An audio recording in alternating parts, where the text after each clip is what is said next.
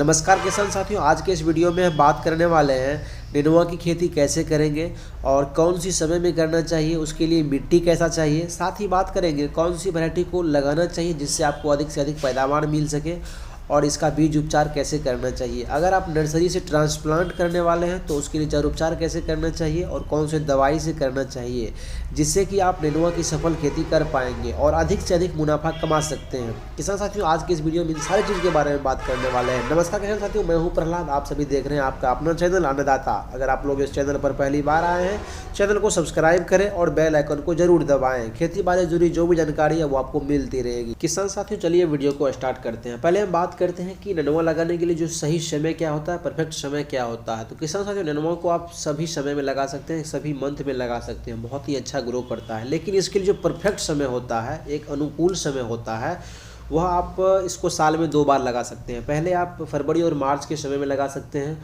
दूसरा आप जून और जुलाई के समय में लगा सकते हैं। किसान साथियों, अब हम बात करते हैं कि नेनुआ की खेती करने के लिए आपको खेत को तैयार कैसे करना चाहिए, उसके बारे में बात करते हैं। तो जिस तरह से आप अपने खेत को जुताई करते हैं, खेत को तैयार करते हैं, पहले वो कर लें और मिट्टी को अच्छे से भुरभुरा बना देंगे, ताकि भुरभुरा मिट्टी इस नेनुआ की खेती के लिए बहुत ही ज़्यादा फायदेमंद होता है, बहुत ही ज़बरदस्त होता है। अब हम बात करते हैं कि खाद उर्वरक के बारे में कैसे करना चाहिए, कौन से खाद डालना चाहिए। उसके लिए अगर आप अपने खेत का अंतिम जुताई कर रहे हैं तो उसमें 1 से 2 ट्रॉली प्रति एकड़ के हिसाब से आप वर्मी कंपोस्ट डाल सकते हैं। अगर आपको वर्मी कंपोस्ट का अवेलेबिलिटी नहीं है तो उसके जगह पर आप SSP 2 बैग 1 एकड़ में डाल सकते हैं। मतलब सिंगल सुपर फॉस्फेट जो होता है वो आप 2 बैग अपने खेत में डालकर और अंतिम जुताई कर दें, जिससे कि आपका ज़मीन पूरी तरह से समतल हो जाए और जो भी खाद और उर्वरक डाले हैं वो बराबर मात्रा में सभी जगह फैल जाए। किसान साथियों, अब हम बात करते हैं नेनुआ की जो खेती करते हैं तो उसके लिए आपको कौन से तरीके से करना चाहिए जिससे कि आपका अधिक उत्पादन मिलता है। तो उसके लिए किसान साथियों, आप तार और बांस का इस्तेमाल कर सकते हैं।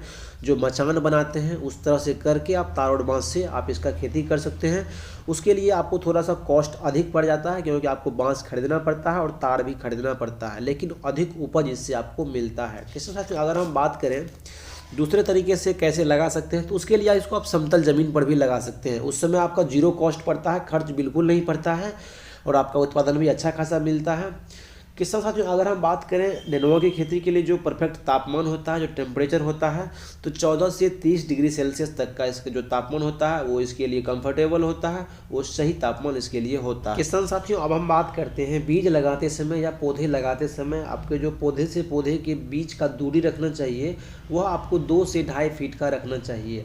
और लाइन से लाइन का डिस्टेंस की बात करें तो उस समय आपको 3 से 4 फीट का डिस्टेंस मेंटेन करना चाहिए। किसान साथियों, एक जगह पर आप कम से कम 3 से 4 बीज लगाएं। किसान साथियों, अब हम बात करते हैं कि 1 एकड़ में नेनुआ की खेती करने के लिए आपको कितना बीज का खपत होता है, कितना बीज आपको लाना चाहिए, उसके लिए हम बात करते हैं। तो अगर आप 1 एकड़ में नेनुआ की खेती करना चाहते हैं तो 700 से 800 ग्राम आपको 1 एकड़ में बीज का खपत होता है। किसान साथियों, अब हम बात करते हैं कि बीज का उपचार कैसे करना चाहिए और कौन से दवाई से करना चाहिए। बीज उपचार करने के लिए आपको बहुत ही आवश्यक होता है किसान साथियों, अगर आप बीज का उपचार नहीं करते हैं तो बहुत समय ऐसा होता है कि जब आप बीज को मिट्टी में लगाते हैं तो मिट्टी से होने वाले जो फंगस है वो आपके बीज पे अटैक करता है और आपका जो बीज होता है वो अंकुरित नहीं हो पाता है, जर्मिनेट नहीं हो पाता है, जिससे आपका लॉस होता है। तो बीज उपचार करने के लिए किसान साथियों, आप किसी भी तरह का एक अच्छे से अच्छे फंगिसाइड का चयन कर सकते हैं। जैसे आप बविस्टिन से भी बीज उपचार कर सकते हैं, कार्बेंडाजिम से भी आप इस्तेमाल कर सकते हैं बीज उपचार करने के लिए। उसके साथ साथ आप ट्राइकोडर्मा का भी इस्तेमाल कर सकते हैं।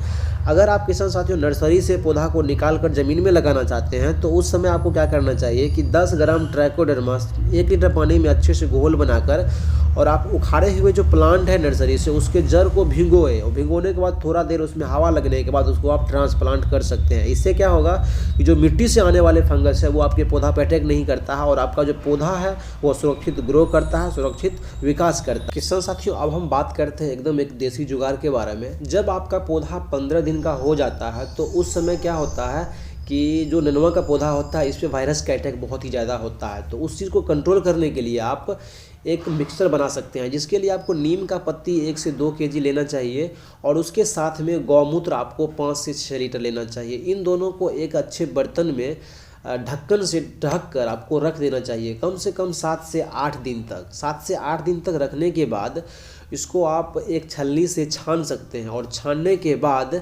आप 15 लीटर पानी में आप 1 से 1.5 लीटर इस मिक्सचर को मिलाकर, अच्छे से मिलाकर अगर आप अपने पौधे पर स्प्रे कर देते हैं तो किसी भी तरह का वायरस का अटैक नहीं होता है और ना ही किसी भी तरह का बीमारी आने का उतना चांस होता है। किसान साथियों, अगर आप इसका इस्तेमाल 7 दिन पे या 8 दिन पे फिर से दोहरा देते हैं तो आपके फसल पर जो वायरस का अटैक होता है वो बहुत ही कम मात्रा में होता है, ना के बराबर होता है। उसके साथ साथ जो भी रस चूसक कीड़ा का इस पे अटैक होता है उसका भी अटैक बहुत ही कम होता है। इसलिए आपको इस मिक्सर को तैयार करके आप रख सकते हैं और समय समय पर इसका इस्तेमाल कर सकते हैं। किसान साथियों, अब हम बात करते हैं नेनुआ की फसल में जो आप टॉनिक का इस्तेमाल करना चाहिए। आपको फल फूल के लिए जो टॉनिक का इस्तेमाल करते हैं उसके लिए जो आपको बेस्ट टॉनिक होता है, या तो आप बायोवीटा का इस्तेमाल कर सकते हैं, या तो आप जीवा एग्रो का एक प्रोडक्ट आता है सेप्टन 10L, उसका इस्तेमाल कर सकते हैं, या फिर सनमुखा कंपनी का 2 कंपोजिशन आता है, एक आता है भाग्या मैक्स और एक आता है जमींदार। इन दोनों को मिलाकर अगर आप अच्छे से स्प्रे कर देते हैं तो फूल फल का आपके खेत में कमी नहीं होता है, बहुत ही ज़्यादा भयंकर मात्रा में फूल फल आता है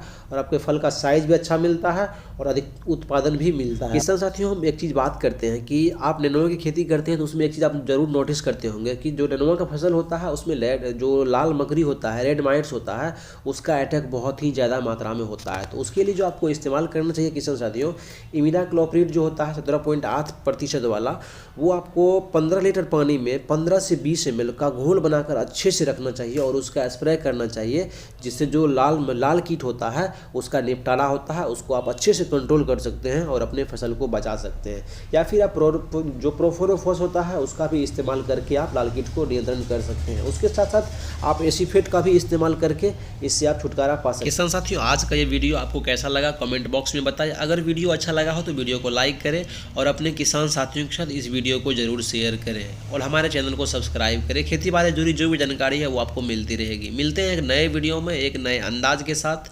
जय किसान।